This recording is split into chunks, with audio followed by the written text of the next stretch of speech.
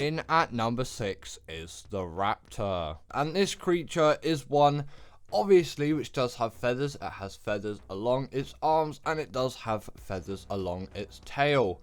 But why is this creature so good? And the main reason for this is largely because of its saddle level being so early on, before level 20, before you even unlock any kind of trank arrows. And if you didn't know, trank arrows are a very useful thing in the step of taming, and the fact that you can simply club one of these things with a bowler to knock it out, it really does show how easy these things actually are to tame.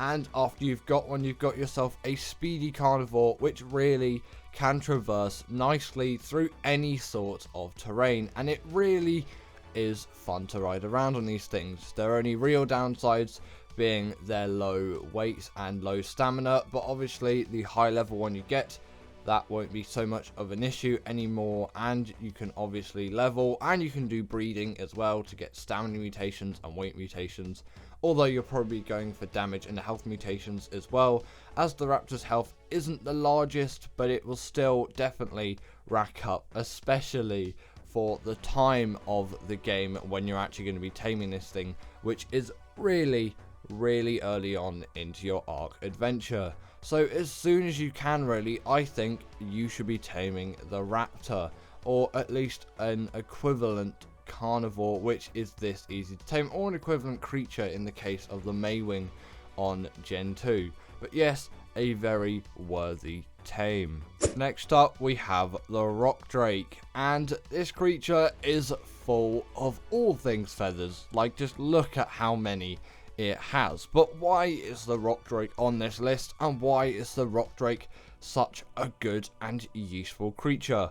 Well, I'm going to explain you that now. And essentially what this thing is a giant hunking beast of a carnivore which is able to travel around with insane speed, which many other carnivores do lack, as actually most carnivores do really lack in the mobility side of things, whereas this creature doesn't at all, and its mobility is great as long as you have the right map for it, which is why it is obviously lower on the list, because, you know, the map for this thing is mainly Arboration. You want to use this thing, and you can get a bit out of Gen 1 and a bit out of Crystal Isles on the floating islands part. I'm not there on Crystal Isles at the moment, but this was shot on Crystal Isles.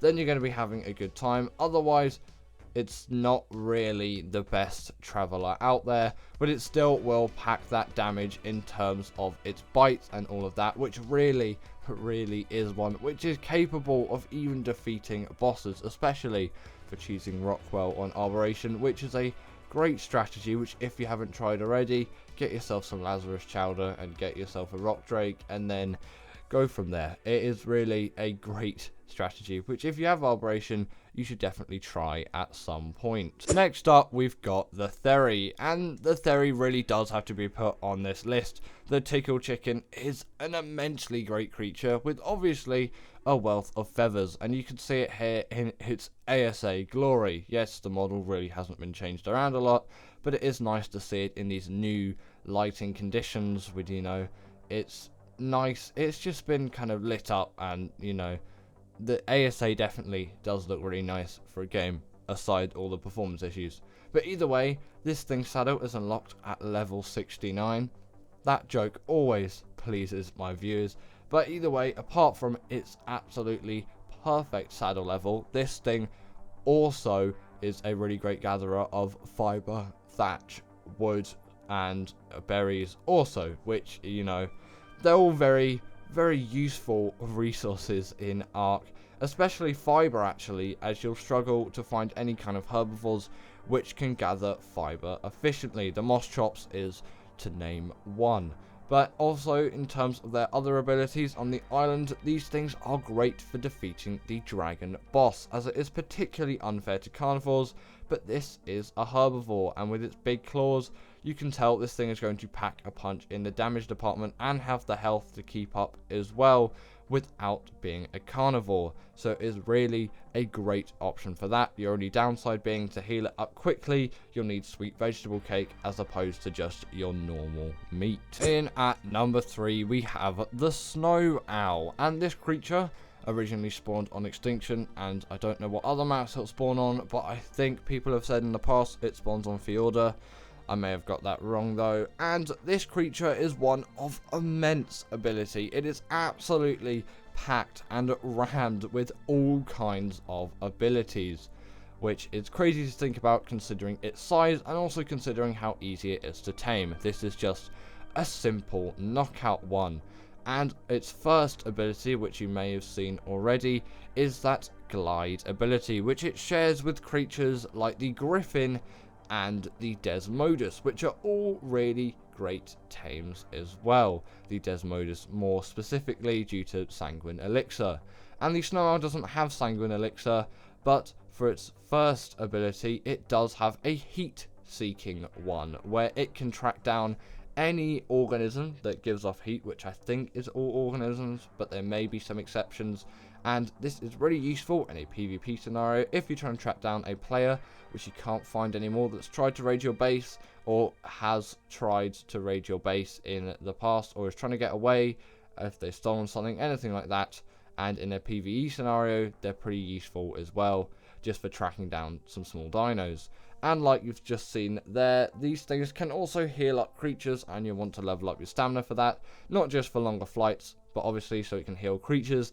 And this type of healing has a huge advantage over the Daedon's one, as it can't just heal your tamed creatures. It can heal enemy tames and it can heal wild ones. You probably don't want to heal enemy tames unless you're just being nice to someone, but healing wild tames is a big advantage, especially considering it freezes them so they can't attack you. If you're taming a Rex or something like that and you pump loads of tranks into it and it's just really low on health, instead of waiting for absolutely ages for that thing to heal up, you can simply just heal the Rex with this thing, and then from there you have yourself a healed Rex, and its torpor wouldn't have gone down a lot, so you don't even need to use as many tranks.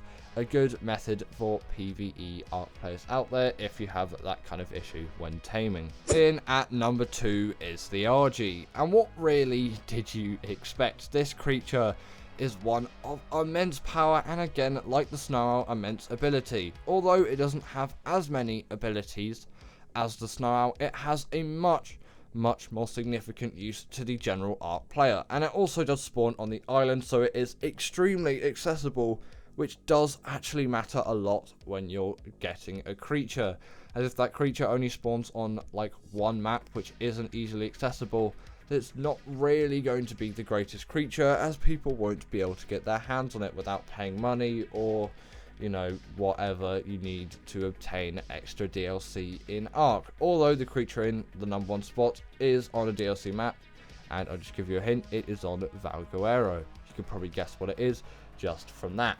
And in terms of the RG's abilities, obviously it can pick up a wealth of creatures and a lot more than the Pteranodon, which is a huge step up.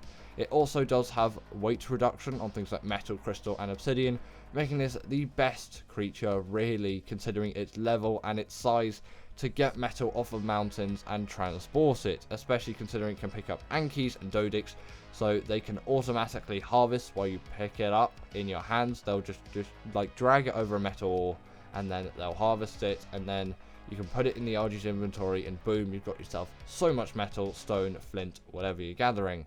They also have a smithy in their saddle and a nice little regen if they kill a dead corpse. And in at number 1 is the Deinonychus. And what really did you expect, especially considering that Valguero clue?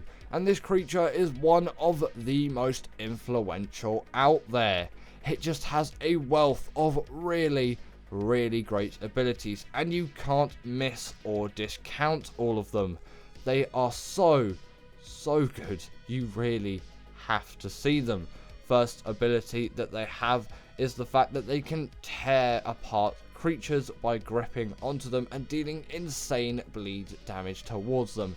And I only think one can do this at a time, but if you have multiple people playing with you, you might be able to get some more, and it will just absolutely shred through any kind of creature. Not to mention that these things also do have that bleeder damage inflicted onto bosses, making them one of the best, if not the best creature to use for bosses, considering their high mobility, small size, so they're easy to transport. Even if you don't have cryopods, they don't really get stuck on anything, and insanely fast speed, and obviously that insane damage and pack buff and all of that on top of it. And also they don't take full damage too, which is a nice little bonus, so you don't have to dismount just before you hit the ground to, you know, stop them from dying.